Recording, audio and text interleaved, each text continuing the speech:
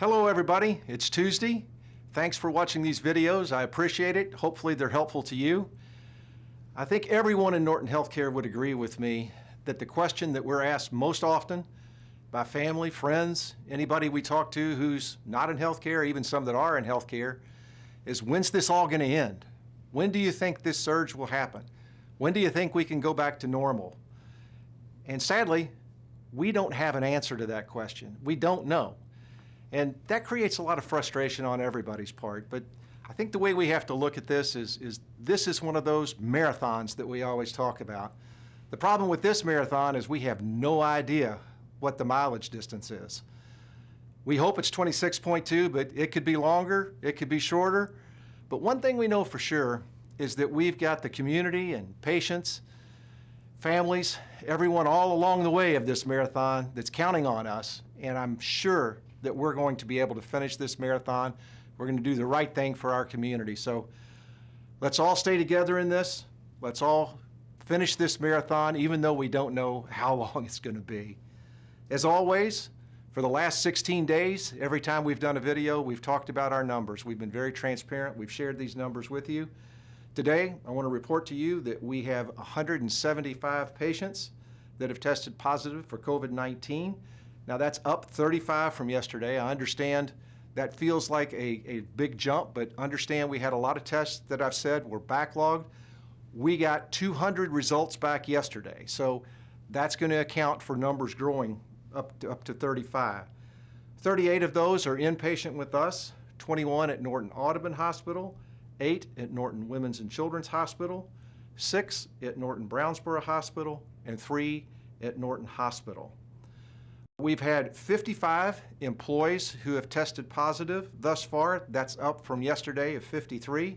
One of those is an inpatient with us, and obviously we pray for all of our patients, but we ask you to pray for our inpatient employee as well. And we've tested 324 employees so far, so we continue to work hard to make sure that employees are safe. Overall testing, we've now tested 1,947 people. We still have 547 tests in backlog. So while we got 200 of them yesterday, we still have quite a few that are out there. I'd also like to tell you that yesterday marked the largest call volume we've had at our employee health call line since we opened it. We had over 500 calls to take place yesterday. Now understand, there are a lot of calls that are coming in from people who are using their screening tool and are wanting to have conversations, but we also have a lot of calls going out to people who are on furlough on a daily basis, checking in, making sure that they're feeling okay, making sure that they're progressing, making sure that there's nothing else that they need us to do for them at this time. So yesterday, as a result of having obviously more calls, the 500 calls coming in, we now have 329 employees that are on furlough. That's up from 288 yesterday. Now, we still have over 70 people who were on furlough who have returned to work. So those are all very good things when we can work together through employee health, and as Katie Rogers mentioned yesterday, have those individual conversations and work together to get everybody back where they can get to work and be healthy. So we want to keep on encouraging you to use that employee health line, 446-2683 or 446-COVD. It's a very important call for you to make. I talked about questions that you get from your family and friends, and because we are so transparent with numbers, because we do share those numbers with you and we always have, I'm certain that you get a lot of questions like I do. Yesterday when we talked about those numbers, I'm sure that a lot of people, and I'm sure that you will continue to get questions. Why does Norton Healthcare seem to have so many positive test results?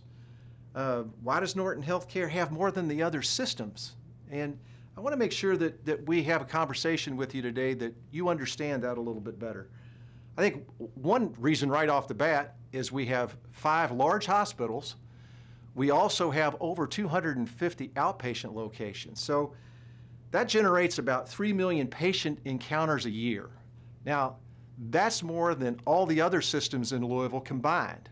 So clearly, we have more patients that have entrusted their care with us over the years, and they're coming to us now. So we would expect that we were going to have more volume. We did plan, we did anticipate, so we are ready for this.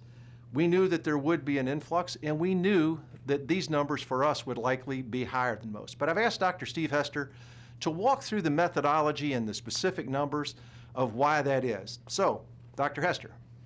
Thanks.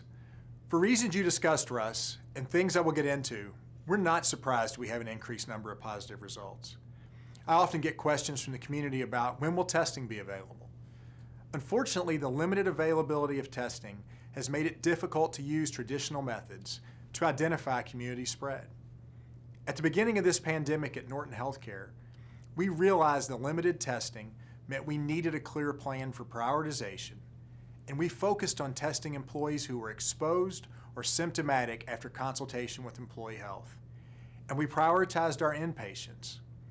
For our organization to best serve our community, we have to protect our employees. As part of this protection, we have continued to advance our PPE protocols with universal masking and screening protocols. In our continued desire for transparency, we'd like to share our overall testing numbers in context of the testing in the state of Kentucky. Historically, more than half of our community has relied on our 16,000 plus employees for care.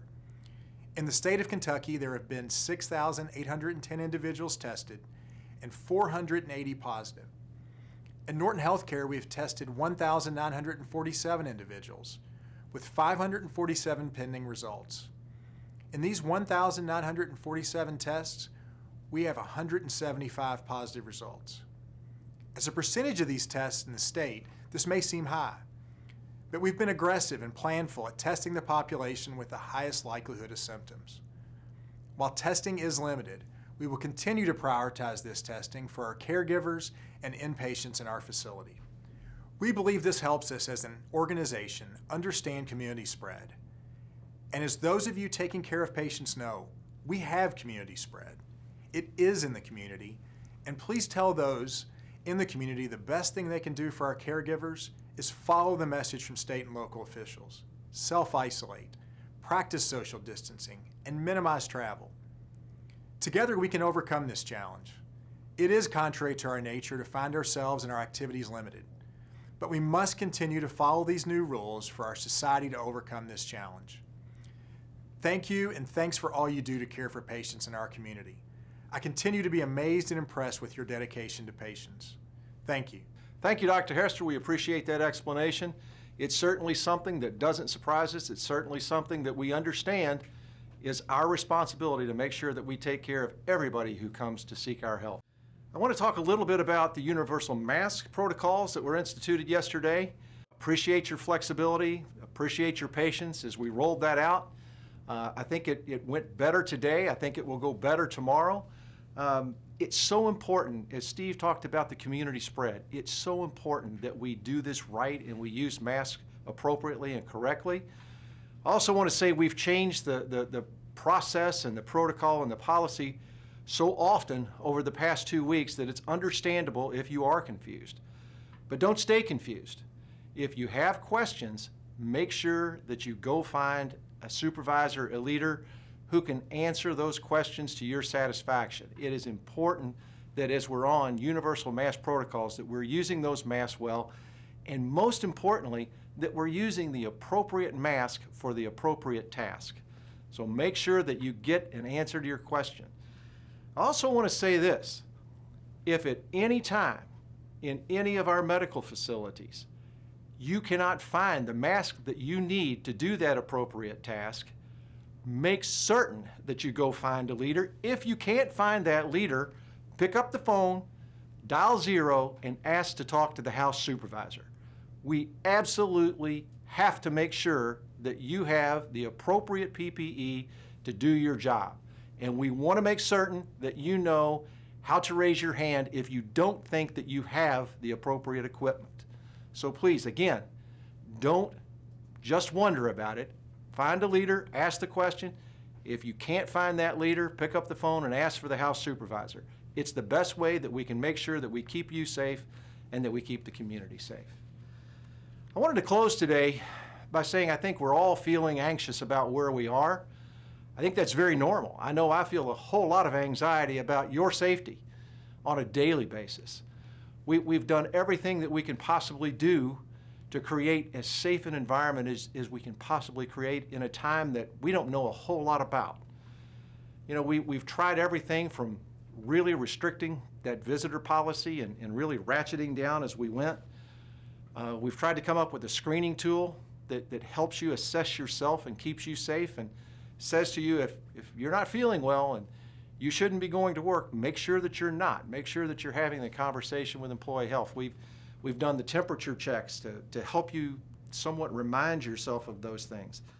We've made that employee health line open 24 hours a day, 7 days a week, and encouraged you to use it. And then yesterday we went to universal mask protocol. So if there are other things that you think that we can do that will help you feel safe, that will create a safer environment, please, we would love to know about them. We are in this together. We will figure it out together. If you have ideas, please, please, please submit them to the coronavirus questions at nortonhealthcare.org, or go to your leader, go to anyone. We need everyone's best thinking about creating the safest environment we can for our employees, because as I say every day, we want you to be treating patients. We do not want you to be a patient. So please, take care of yourself. Check in on yourself daily.